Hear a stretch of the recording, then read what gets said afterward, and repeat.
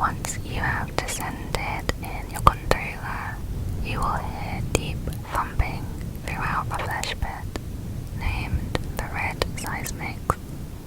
It is the sound of massive biological processes.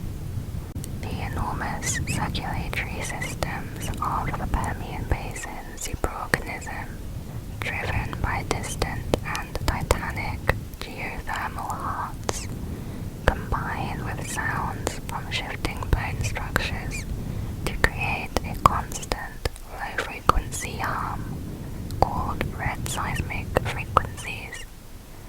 Scientists carefully study red seismics to learn more about the mystery flesh pit, much like a doctor using a stethoscope. While disconcerting at first, many who work within the park for long periods have reported that the constant sounds become comforting. First, let's dive into the amniotic thermal springs. Located deep in the warmer crypts of the Mystery Flesh Pit National Park, the amniotic thermal springs are renowned worldwide for their delightful effects on mind, body, and spirit. First discovered during the early exploration of the Mystery Flesh Pit in the 1970s, the amniotic thermal baths were one of the earliest draws to the park. Many people traveled across the country to seek out the mystical properties of the healing baths, which were rumored to heal ailments and cure disease. Many others, calling them pleasure domes, enjoyed the aphrodisiacal effects of the amniotic fluids. Today, this tradition continues for modern bathers who use the springs medicinally or recreationally. The poster goes into more detail about what this fluid is. Though it is commonly called amniotic fluid, this semi-opaque, slippery, luminescent liquid produced within these organic thermal springs has little in common with the fluid produced by pregnant mammals. Park geobiologists use the term ballast, as it is theorized that the fluid is produced by the mystery flesh pit as a way to regulate the endocrine systems of the superorganism. Since its discovery, amniotic spring fluid has been a highly sought-after resource and is tightly regulated by the National Park Service. The unique chemical properties of the liquid have been shown in clinical studies to mildly reverse cell degradation due to factors such as cancer or aging. Many park visitors report additional benefits of bathing, such as decreased joint pain, healthier skin, weight loss, and vision improvement. A secondary and infamous property of the amniotic spring fluid are the psychoactive and aphrodisiacal effects it has on those who consume or topically apply it. Bathers describe a gentle, euphoric sensation when soaking in higher potency springs, with the effects of concentrated exposure being well documented by several best-selling short films, many of which are available for purchase. Beyond the physical sensations, visitors often claim that they develop deep emotional bonds with those they interact with while inside the thermal springs. Amniotic spring fluid is safe to eat and drink, and has enjoyed limited exposure as an additive to a variety of popular consumer foodstuffs. While the fact remains that the mystery flesh pit is an ancient and enormous superorganism of indeterminate origin, visitors can rest easy knowing that every effort has been made to make the amniotic thermal springs a safe and secure natural experience. The mechanics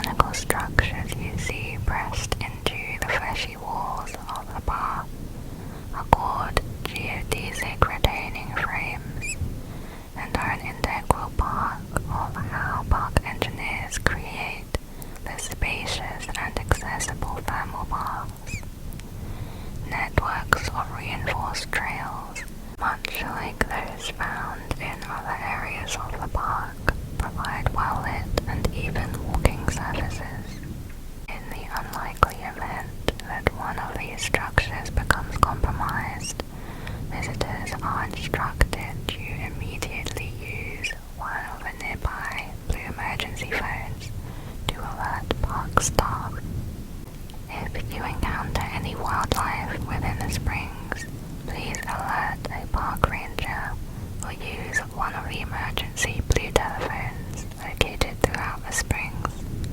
Please do not approach or antagonize any park wildlife. It was noted that there is a common misconception that due to the nature of the amniotic thermal springs and their effects, there must have been a surplus of children conceived within the mystery flashbed.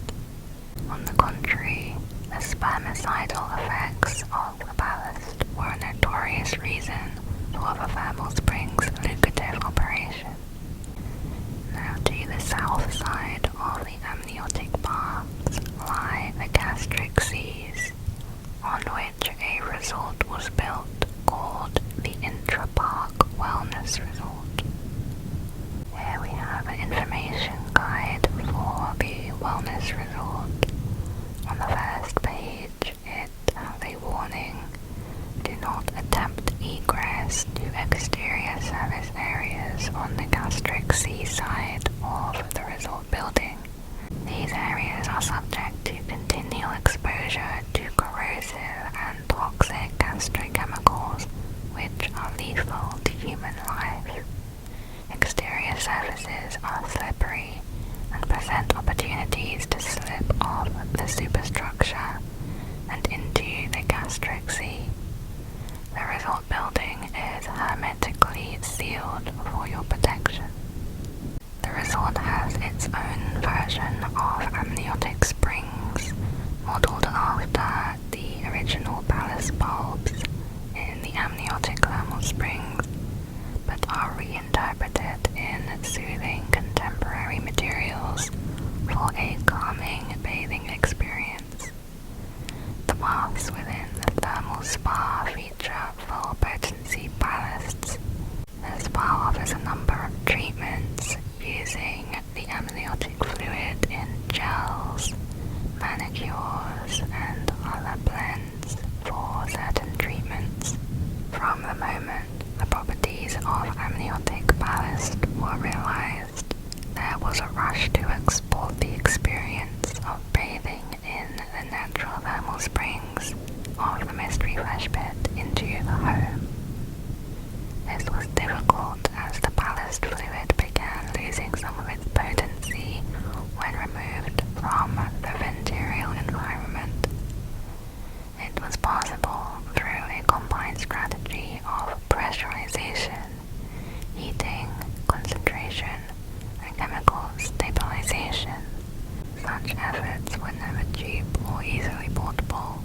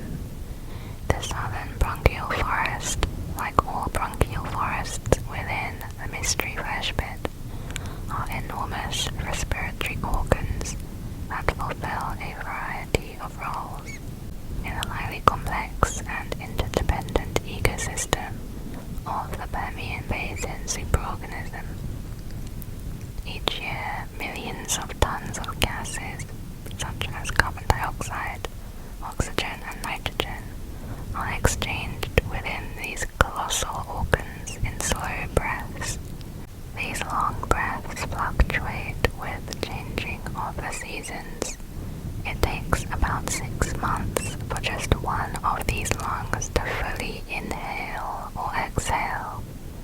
During the inhalation process, cool air slowly inflates the many thousands of bronchioles within the forest. This provides the Permian Basin superorganism with oxygen and a large volume of relatively cold winter air. Conversely, during the warmer summer months, a slow exhalation process disperses buildups of carbon dioxide and waste heat. The thermal exchange of waste heat into the outer atmosphere is a vital way in which the mystery flesh pit is able to maintain its metabolic processes. Hiking in the bronchial forests. Unlike many of the unique environments found within Mystery Flesh Pit National Park, the bronchial forests exhibit a climate that is nominally habitable to humans. Fresh, oxygenated air drawn in from the surface of the park allows visitors to experience the stunning vistas and breathtaking scenery of this geobiological formation without the need for bulky respirators, helmets, or other protective gear. However, unlike the majority of the park, which is accessible to visitors, many of the trails found within the bronchial forests are undeveloped and preserved in their natural state. Chasms and bronchial passages within the forests are generally unmarked. Before hiking into the forest, ask for an updated map which contains in-depth information about specific trails, conditions, and smart hiking practices. Many believe they are strong hikers and that a hike into a bronchial forest is easy. Know your limits. Note, trails are closed to the public from May until September each year as the Permian Basin superorganism completes an exhalation cycle. During exhalation, excessive carbon dioxide concentration, excessive heat, and aggressive behavioral patterns of local wildlife create potentially dangerous conditions to guests and park personnel. Another area to the west of the flesh pit is called Fondue Village. It was said to be a complex cave system made out of an earwax-like substance. Okay, now let's take a look at this feature named the Well of the Abhumans. This is known to be one of the bladders of the flesh pit.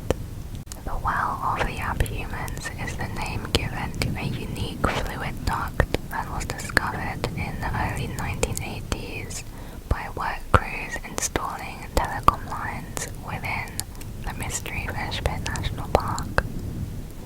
The relatively small tube was notable in that it was comprised of tissue types previously unencountered, serving a role in a then unknown anatomical system within the pit. Once the duct was cut open and the upper duct was sealed, it was found to be saturated with formaldehyde.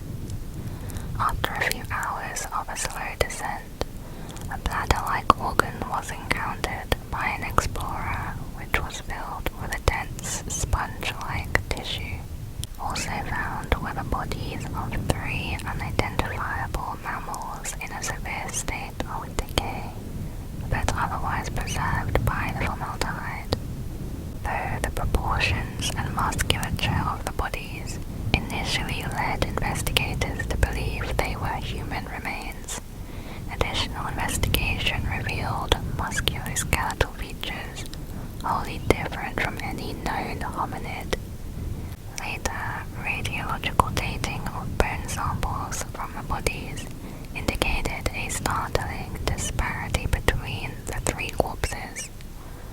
One was dated to the 10th century AD, one was dated to over 35,000 BC, and the final body having bones entirely consisting of a dense plastic polymer. As you peer into the well, please do not deposit coins, trash, or other foreign debris inside. Certain materials may damage or discolor the concrete wall surrounding the open duct. We also have the geological feature named the circus clown chimus. Though it may look like a colourful ice cream birthday cake covered in a glazed frosting, this calcified formation is anything but festive. In 1976, a group of performers accidentally fell into the upper maw of the entry orifice, while the soft flesh of the pit's throat somewhat cushioned their fall. The unexpected dilation of an epiglottal fold allowed them to slide down into a then unreinforced area of the pit. Rescue personnel were able to locate the performers inside a digestive sac a few hours later, but by that time, all 50 performers had already begun being digested by the pit. Rescue personnel cut them out, correctly guessing that many were still alive. An experimental antacid spray was discharged on top of the gooey, shrieking mound, but it was too late.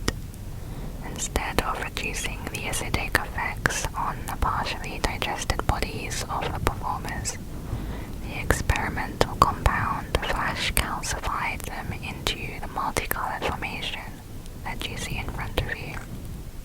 Though hauntingly beautiful, the circus clown chimus is a somber reminder of why it is always important to observe all safety instructions and to always stay on marked trails while visiting the interior of the mystery flesh pit.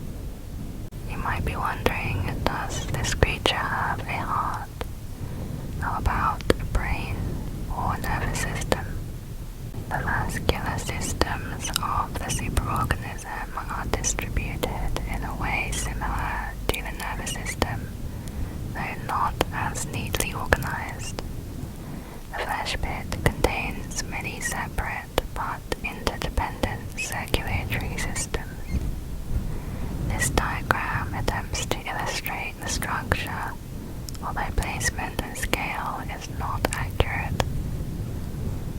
As for the brain, the superorganism contains what geobiologists call a distributed heuristic hierarchical nervous system. This chart shows how this sort of neural arrangement functions. Surrounding the center of the superorganism is a vast ring of neural tissue, resembling an organic fiber optic bundle. This central ring connects 5 enormous miles wide, concentrated brain regions, which are theorized to comprise a central nervous system used by the superorganism to simultaneously think as well as manage the many hundreds of miles of the mystery flesh pit's anatomy. This management system is further divided into hundreds of superganglia, managed by each pentalobe, broadly categorized into alpha, beta, and gamma variants. Alpha ganglia manage thousands of local nerve clusters, responsible for executive functions such as motor control, digestive management, lymph production, vascular management, and dozens of other functions. Gamma ganglia are almost the reverse counterpart to the alpha ganglia. Gamma ganglia manage the many thousands of nerve and sensory receptors throughout the mystery flesh pit, translating this enormous amount of information into usable data for the central pentalobe nervous system. Unique are the many beta ganglia clusters, which seem to fill in a sort of local memory function, which has no direct analog in mainstream biology. These beta ganglia clusters exhibit phenomenal storage capability. For or stimuli response memory, and were often harvested for their biotechnological application. The flesh pit also has eyes.